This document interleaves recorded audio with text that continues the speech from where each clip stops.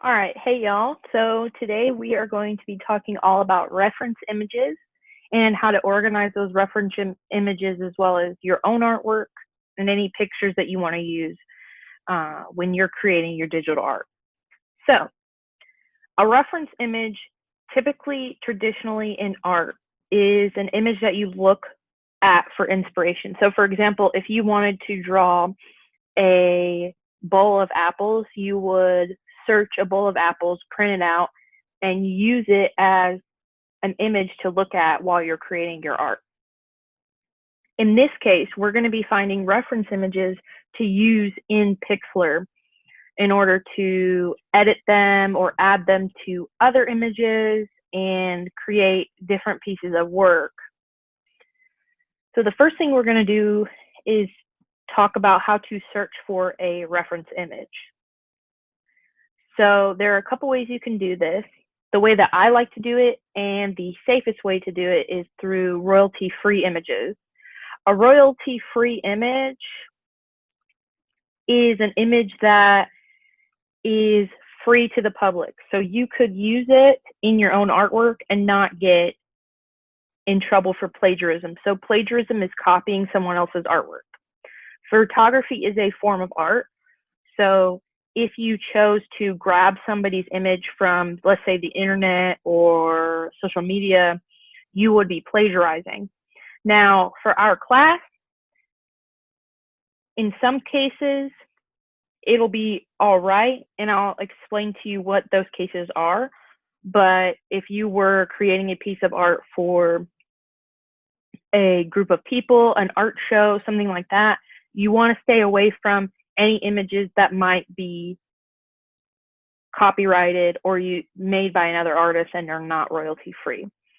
So if you search royalty free images on Google or whatever website you're searching on, you're going to find a couple different websites. There are a couple that are really good. Pixabay is good, Pexels, Unsplash is the one that I normally use. Shutterstock is okay, but normally they have the word Shutterstock all over the images. So I stay away from that one. So I'm going to click on Unsplash. There is no difference. It just depends on what your favorite one is. This is my favorite to use. So this is the one that I use. Now, if you can't find what you're looking for on Unsplash, you can move to Pexels. You can move to any other website you wanted to. So there are a couple ways you can look for images. So at the top, there are different categories that you can look at. So you can view all of those categories and pick one that you think that might be helpful to you or something that you would like to use in your artwork. Now, another way you can do this is just search. So you might want to search an emotion, or you might want to search a specific animal or a specific place. So what I'm going to do is select 3 images that I like that I could use as images for my artwork. So I found my first image that I like.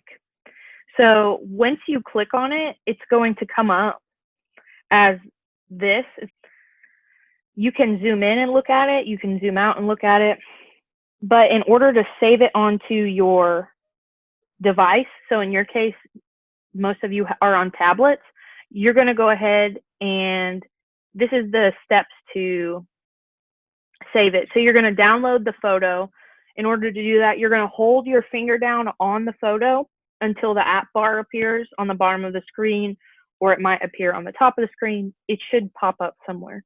Then you're going to click Save the Picture, and it'll save to your pictures folder in your tablet.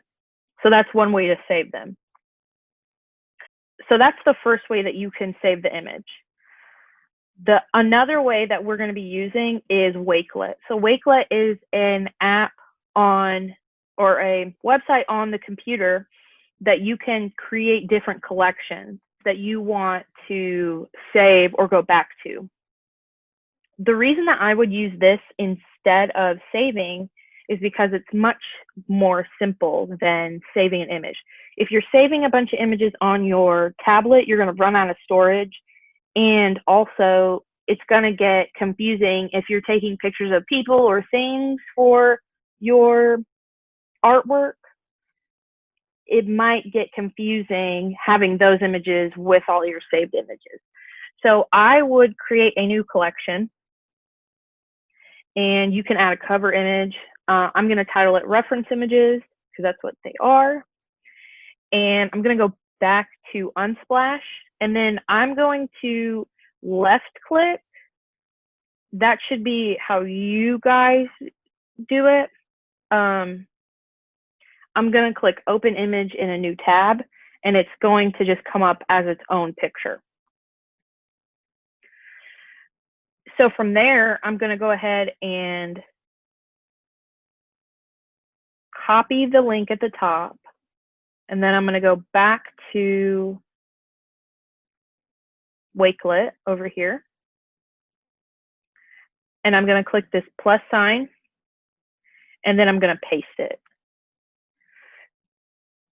So give it a second, and then it's going to pop up, and you're going to be able to go back to it at any point. Now, in order to upload in Pixlr, so we're going to go to Pixlr really quick, and we're working in Pixlr E, so you're going to go to Pixlr E. When you are going to put an image into Pixlr, you're going to open image. You can click that, and it'll come up in your come up as your files or your picture folder, and you can select from there. So for example, if you took a picture that you're going to add into your project, you could go ahead and get it from your actual tablet, or you can click load URL. So I'm going to go ahead and copy, or I'm going to paste that same exact picture that I chose from Unsplash. I'm going to click load. And so it's going to come up onto your Pixlr. So if it were me, pictures that you're getting off the internet, I would create a collection in Wakelet and keep those all to yourself. Now you can rename a lot of these images. So I'm going to put leaf. It's a green leaf. So I'm just going to put leaf. I'm going to put done. And then I'm going to go back and I'm going to collect a couple more pictures.